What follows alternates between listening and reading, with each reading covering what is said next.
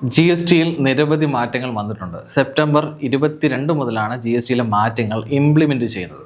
ഇതുമായി ബന്ധപ്പെട്ട് business owners, taxation and accounting professionals, മറ്റുള്ള കസ്റ്റമേഴ്സ് എന്നിവർ അറിഞ്ഞിരിക്കേണ്ട പ്രധാനപ്പെട്ട കാര്യങ്ങളാണ് ഈ വീഡിയോയിലൂടെ ഡിസ്കസ് ചെയ്യുന്നത്. നമസ്കാരം, ഞാൻ ഷമീർ ബഷീർ. നമ്മുടെ മറ്റൊരു വീഡിയോയിലേക്ക് സ്വാഗതം. നെക്സ്റ്റ് ജെൻ GST 2025 സെപ്റ്റംബർ 22 മുതലാണ് ഇംപ്ലിമെൻറ്റ് ചെയ്യപ്പെടുന്നത്. അതിൽ ആദ്യമായി ചെയ്യേണ്ടത് സോഫ്റ്റ്വെയറിൽ മാറ്റങ്ങൾ വരുത്തുക എന്നുള്ളതാണ്. നമ്മുടെയൊക്കെ സോഫ്റ്റ്വെയറിൽ പഴയ ടാക്സ് റേറ്റ് ആയിരിക്കുമല്ലോ ഉണ്ടായിരിക്കുക. അത് പുതിയ ടാക്സ് റേറ്റിലോട്ട് കൺവേർട്ട് ചെയ്യുക. 22 മുതൽ ഇഷ്യൂ ചെയ്യുന്ന എല്ലാ ഇൻവോയ്സിലും പുതിയ GST റേറ്റ് ആയിരിക്കണം ഉണ്ടായിരിക്കേണ്ടത്. രണ്ടാമത്തെ പ്രധാന കാര്യം ITC റിവേഴ്സലാണ്. അതായത് ഓൾറെഡി നമുക്ക് ലഭിച്ചിരിക്കുന്ന ഇൻപുട്ട് ടാക്സ് ക്രെഡിറ്റ് തിരികെ കൊടുക്കേണ്ടി വരും. അത് ഏതൊക്കെ സിറ്റുവേഷനിലാണെന്ന് പറയാം. രണ്ട് കാര്യങ്ങളിലാണുള്ളത്. സപ്ലൈ ഓഫ് ഗുഡ്സിലും സപ്ലൈ ഓഫ് സർവീസിലുമാണ്. നിങ്ങളുടെ ഏതെങ്കിലും ഗുഡ്സ് 0% കൺവേർട്ട് ആയിട്ടുണ്ടെങ്കിൽ, അതായത് 18%, 12% ആയ പ്രോഡക്റ്റ് ഏതെങ്കിലും, അല്ലെങ്കിൽ 5% ആയിക്കോട്ടെ, 0% കൺവേർട്ട് ആയിട്ടുണ്ടെങ്കിൽ നിങ്ങൾ 21-ാം തീയതിയിലുള്ള സ്റ്റോക്ക് നിർബന്ധമായി എടുക്കുക. 21-ാം തീയതിയിൽ നിങ്ങൾക്ക് ഈ നിങ്ങളുടെ സ്റ്റോക്ക് എമൗണ്ടിൽ 0% കൺവേർട്ട് ആയിട്ടുള്ള എമൗണ്ടുകളുടെ ITC നമ്മൾ റിവേഴ്സ് ചെയ്യണം, അതായത് തിരികെ കൊടുക്കണം. ഉദാഹരണം പറയാം. 1,12,000 രൂപ ടാക്സ് ഇൻക്ലൂഡ് ആക്കി നിങ്ങൾ പർച്ചേസ് ചെയ്ത പ്രോഡക്റ്റ് നിങ്ങളുടെ കയ്യിൽ സ്റ്റോക്ക് ഉണ്ടെന്ന് വിചാരിക്കുക. 1 ലക്ഷം രൂപ ടാക്സബിൾ എമൗണ്ടും 12,000 രൂപ ITC ആയിരിക്കും, അല്ലെങ്കിൽ GST ആയിരിക്കും.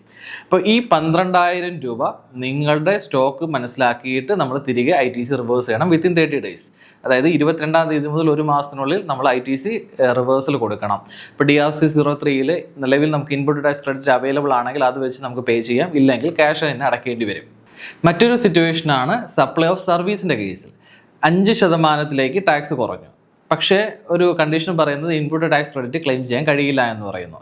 അങ്ങനെയുള്ള സർവീസസ് ഉണ്ടെങ്കിൽ ആ സർവീസസിന് വേണ്ടിയിട്ട് മുന്നേ 22-ാം തീയതിക്ക് മുന്നേ നമ്മൾ ക്ലെയിം ചെയ്തിരിക്കുന്ന ITC എല്ലാം നമ്മൾ റിവേഴ്സ് ചെയ്യണം. അത് നമുക്ക് ആ ദിവസത്തെ ആ സർവീസിന് ആവശ്യമായിട്ടുള്ള സ്റ്റോക്ക് എന്തൊക്കെയാണോ നമ്മൾ ഹോൾഡ് ചെയ്തിരിക്കുന്നതെന്ന് വർക്കൗട്ട് ചെയ്യുക. ആ സ്റ്റോക്കിന് ആനുപാതികമായാണ് നമ്മൾ ITC റിവേഴ്സ് ചെയ്യേണ്ടത്. ഇനി മറ്റൊരു കാര്യം ശ്രദ്ധിക്കാനുള്ളത്, 28% നിന്നും 18% റേറ്റുകളിൽ ITC റിവേഴ്സലിൻ്റെ ആവശ്യമില്ല. 28% പർച്ചേസ് ചെയ്തു, പക്ഷേ നമ്മൾ ഇനി സെയിൽ ചെയ്യുന്നത് 12%, അല്ലെങ്കിൽ 12% പർച്ചേസ് ചെയ്തു 5%-ലാണ് ഇനി നമ്മൾ സെയിൽ ചെയ്യുന്നത്. ടാക്സ് റേറ്റ് കുറഞ്ഞു, 0 ആയിട്ടില്ല. അങ്ങനെയുള്ള സിറ്റുവേഷൻ നമ്മൾ ITC റിവേഴ്സ് ചെയ്യേണ്ട ആവശ്യമില്ല. എക്സസ് ആയിട്ടുള്ള ഇൻപുട്ട് ടാക്സ് നമ്മുടെ പിന്നീടുള്ള സെയിൽസിൽ നമുക്ക് സെറ്റ് ഓഫ് ചെയ്യാം, നമുക്ക് ആ ITC യൂട്ടിലൈസ് ചെയ്യാവുന്നതാണ്. GST പുതിയ റേറ്റ് ഇംപ്ലിമെൻറ്റ് ചെയ്യുമ്പോൾ പ്രധാനമായി ശ്രദ്ധിക്കേണ്ട ഒരു കാര്യമാണ് ടൈം ഓഫ് സപ്ലൈ എന്നൊരു കൺസെപ്റ്റ്. അതായത് 3 കാര്യങ്ങൾ നമ്മുടെ ഒരു ട്രാൻസാക്ഷൻ സപ്ലൈയുമായി ബന്ധപ്പെട്ട് വരും. ഒന്ന് actual supply of goods or services, രണ്ടാമത്തത് വരുന്നത് ഇൻവോയ്സ് റൈസ് ചെയ്യുന്ന ഡേറ്റ്, മൂന്നാമത് വരുന്നത് പേയ്മെൻറ്റ് ഡേറ്റ്. അപ്പോൾ 3 ഡേറ്റുകൾ വരാം. ഈ 3 ഡേറ്റുകളെ കൺസിഡർ ചെയ്തിട്ടാണ് ഏത് റേറ്റിൽ നമ്മൾ GST ചാർജ് ചെയ്യണമെന്ന് തീരുമാനിക്കുന്നത്. പുതിയ GST റേറ്റും ഉണ്ട്, പഴയ GST റേറ്റും ഉണ്ട്. അപ്പോൾ ഇതിൽ ഇൻവോയ്സോ അല്ലെങ്കിൽ പേയ്മെൻറ്റോ 22-ാം തീയതിക്ക് മുന്നേ ആണെങ്കിൽ നമ്മൾ പഴയ ടാക്സ് റേറ്റിലായിരിക്കണം ടാക്സ് ചാർജ് ചെയ്യേണ്ടത്. അതായത് 28% വിലയുള്ള ഒരു പ്രോഡക്റ്റ് പേയ്മെൻറ്റ് കിട്ടിയിരിക്കുന്നതോ ഇൻവോയ്സ് റൈസ് ചെയ്തിരിക്കുന്നതോ 22-ാം തീയതിക്ക് മുന്നേ ആണെങ്കിൽ GST റേറ്റ് 28%. ആക്ച്വൽ പ്രോഡക്റ്റ് കൊടുക്കുന്നത് 22-ാം തീയതിക്ക് ശേഷമാണെങ്കിലും പോലും 28%-ൽ നമ്മൾ ടാക്സ് ചാർജ് ചെയ്യണം.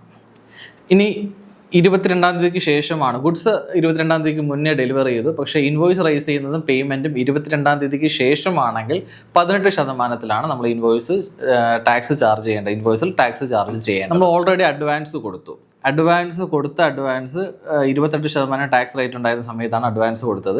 പക്ഷേ ഇപ്പോൾ അത് 18%-ലോട്ട് കുറഞ്ഞിട്ടുണ്ട്. പക്ഷേ നമുക്ക് പ്രോഡക്റ്റ് 18%-ൽ വേണം. അതിനുള്ള സൊല്യൂഷൻ എന്ന് പറയുന്നത് ഈ അഡ്വാൻസ് റീഫണ്ട് ചെയ്യുക എന്നുള്ളതാണ്. റീഫണ്ട് ചെയ്ത ശേഷം തിരികെ വീണ്ടും നമ്മൾ പേയ്മെൻറ്റ് കൊടുക്കുകയാണെന്നുണ്ടെങ്കിൽ 20 സെക്കൻഡിന് ശേഷം പേയ്മെൻറ്റ് കൊടുത്തു കഴിഞ്ഞാൽ, റീഫണ്ട് ചെയ്യുന്നത് 20 സെക്കൻഡിന് ശേഷം റീഫണ്ട് ചെയ്താലും മതി. റീഫണ്ട് ചെയ്ത് പേയ്മെൻറ്റ് ചെയ്യുകയാണെങ്കിൽ നമുക്ക് 18%-ൽ പുതിയ ടാക്സ് റേറ്റിൽ നമുക്ക് ബില്ല് ചെയ്യാം, അല്ലെങ്കിൽ ആ പുതിയ ടാക്സ് റേറ്റ് ചാർജ് ചെയ്യാൻ കഴിയും.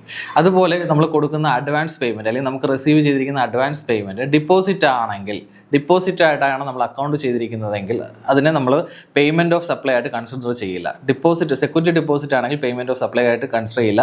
അത് നമ്മൾ എപ്പോഴാണോ ജേണൽ എൻട്രി ഇട്ട് അതിന് ഒരു ഈ പറഞ്ഞ സപ്ലൈഡ് എഗെയിൻസ്റ്റ് ജേണൽ എൻട്രി ഇട്ട് പേയ്മെൻ്റ് ആയിട്ട് കൺവേർട്ട് ചെയ്യുന്നത്, ആ സമയത്ത് മാത്രമേ ഡേറ്റ് ഓഫ് പേയ്മെൻ്റ് ആയിട്ട് കൺസിഡർ ചെയ്യുള്ളൂ. അപ്പോൾ അങ്ങനെയുള്ള സിറ്റുവേഷനിലും നമുക്ക് ന്യൂ ടാക്സ് ചാർജ് ചെയ്യാം. അതുപോലെ മറ്റൊരു ഇമ്പോർട്ടൻ്റ് ആയിട്ടുള്ള അപ്ഡേറ്റ് ലഭിച്ചിരിക്കുന്നത്, മാർച്ച് 31 വരെ നിങ്ങളുടെ കയ്യിലുള്ള പ്രോഡക്റ്റിൻ്റെ MRP ചേഞ്ച് ചെയ്യാതെ നിങ്ങൾക്ക് സെയിൽ ചെയ്യാം എന്ന് കരുതി നിങ്ങൾക്ക് പഴയ റേറ്റിൽ വിൽക്കാൻ കഴിയില്ല. പുതിയ റേറ്റിൽ തന്നെ നിങ്ങൾക്ക് സെയിൽ ചെയ്യാം. MRP കുറയ്ക്കുന്നതിന് വേണ്ടിയിട്ട് 31 മാർച്ച് ഒരു സമയമുണ്ട്. പക്ഷേ നിങ്ങൾ കമ്പനിയുടെ കയ്യിൽ നിന്ന്, റീറ്റെയിൽ ഷോപ്പ് ആണെന്നുണ്ടെങ്കിൽ കമ്പനിയുടെ കയ്യിൽ നിന്ന് പുതുക്കിയ പ്രൈസ് ലിസ്റ്റ് വാങ്ങിയിട്ടുണ്ടായിരിക്കണം. അതുപോലെ നിങ്ങൾ കമ്പനി ആണെങ്കിൽ, പ്രൊഡ്യൂസർ ആണെന്നുണ്ടെങ്കിൽ നിങ്ങളുടെ റീറ്റെയിലേഴ്സിനും ഹോൾസെയിലേഴ്സിനും നിങ്ങളുടെ പുതിയ റേറ്റ് റിവൈസ് ചെയ്ത് കൊടുത്തിരിക്കണം.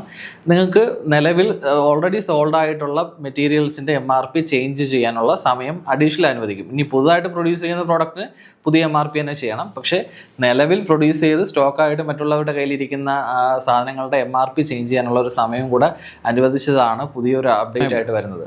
നെക്സ്റ്റ് ജെൻ GSTയുമായി ബന്ധപ്പെട്ട് ബിസിനസ് ഓണേഴ്സും അക്കൗണ്ടന്റുമാരും ഫിനാൻഷ്യൽ പ്രൊഫഷണൽസും കോമൺ പബ്ലിക്കും അറിഞ്ഞിരിക്കേണ്ട പ്രധാനപ്പെട്ട കാര്യങ്ങളാണ് ഈ വീഡിയോയിലൂടെ ഡിസ്കസ് ചെയ്തിട്ടുള്ളത്. ഇതുമായി ബന്ധപ്പെട്ട് എന്തെങ്കിലും സംശയങ്ങളുണ്ടെങ്കിൽ കമൻറ്റ് ചെയ്യുകയോ നിങ്ങൾക്ക് ഞങ്ങളെ കോൺടാക്ട് ചെയ്യുകയോ ചെയ്യാവുന്നതാണ്.